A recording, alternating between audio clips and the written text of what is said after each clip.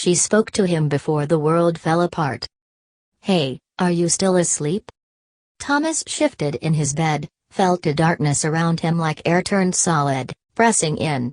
At first he panicked, his eyes snapped open as he imagined himself back in the box, that horrible cube of cold metal that had delivered him to the glade and the maze. But there was a faint light, and lumps of dim shadow gradually emerged throughout the huge room. Bunk beds. Dressers. The soft breaths and gurgly snores of boys deep in slumber. Relief filled him. He was safe now, rescued and delivered to this dormitory. No more worries. No more grievers. No more death. "Tom?" A voice in his head. A girl's. Not audible, not visible. But he heard it all the same, though never could he have explained to anyone how it worked.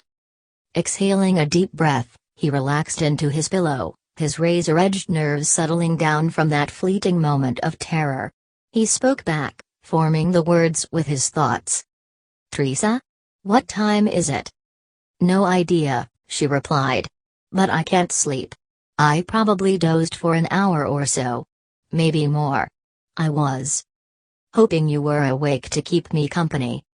Thomas tried not to smile. Even though she wouldn't be able to see it, it would be embarrassing all the same. "Didn't give me much choice in the matter, did you? Kind of hard to sleep when someone's talking directly into your skull." Why? Go back to bed, then." "No. I'm good." He stared at the bottom of the bunk above him, featureless and darkly fuzzy in the shadow, where Mino was currently breathing like a guy with ungodly amounts of phlegm lodged in his throat. "What have you been thinking about?" "What do you think?" Somehow she projected a jab of cynicism into the words. "I keep seeing grievers. Their disgusting skin and blubber bodies, all those metal arms and spikes. It was way too close for comfort, Tom. How are we gonna get something like that out of our heads?" Thomas knew what he thought. Those images would never leave. The Gladers would be haunted by the horrible things that had happened in the maze for the rest of their lives. He figured that most if not all of them would have major psychological problems. Maybe even go completely nutso. And above it all, he had one image burned into his memories as strongly as a branded mark from a searing hot iron. His friend Chug, stabbed in the chest, bleeding, dying as Thomas held him.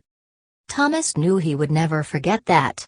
But what he said to Teresa was, "It'll go away. Just takes a little time, that's all." "You're so full of it," she said. I know. How ridiculous was it that he loved hearing her say something like that to him? That her sarcasm meant things were going to be okay? "You're an idiot," he told himself, then hoped she didn't hear that thought. Chapter 1. "I hate that they separated me from you guys," she said. Thomas understood why they had, though. She was the only girl and the rest of the Gladers were teenage boys, a bunch of shanks they didn't trust yet. "Guess they were protecting you." "Yeah. I guess."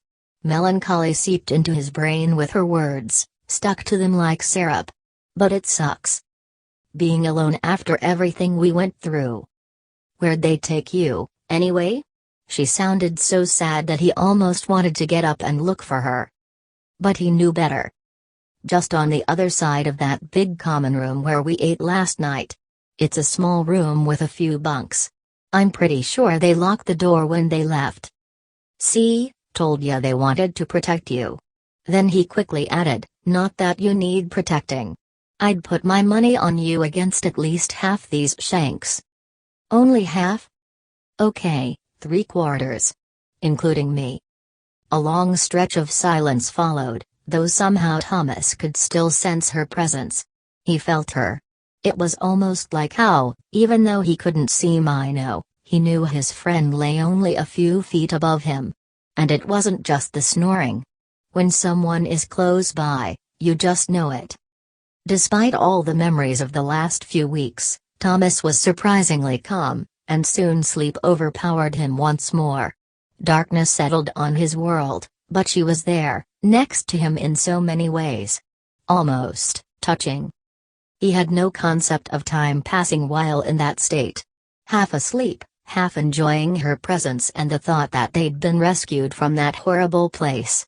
That they were safe, that he and Teresa could get to know each other all over again. That life could be good. Blissful sleep. Hazy darkness. Warmth. A physical glow. Almost floating. The world seemed to fade away. All became numb and sweet. And the darkness, somehow comforting. He slipped into a dream. He's very young. 4, maybe? 5? Lying in a bed with blankets pulled to his chin. A woman sits next to him, her hands folded in her lap. She has long brown hair, a face just beginning to show signs of age. Her eyes are sad. He knows this even though she's trying very hard to hide it with a smile. He wants to say something, ask her a question. But he can't. He's not really here. Just witnessing it all from a place he doesn't quite understand. She begins to talk, a sound so simultaneously sweet and angry it disturbs him. I don't know why they chose you, but I do know this. You're special somehow. Never forget that. And never forget how much her voice cracks and tears run down her face. Never forget how much I love you. The boy replies, but it's not really Thomas speaking. Even though it is him. None of it makes sense. Are you gonna be crazy like all those people on TV, Mommy? Like, Daddy? The woman reaches out and runs her fingers through his hair. Woman? No, he can't call her that. This is his mother.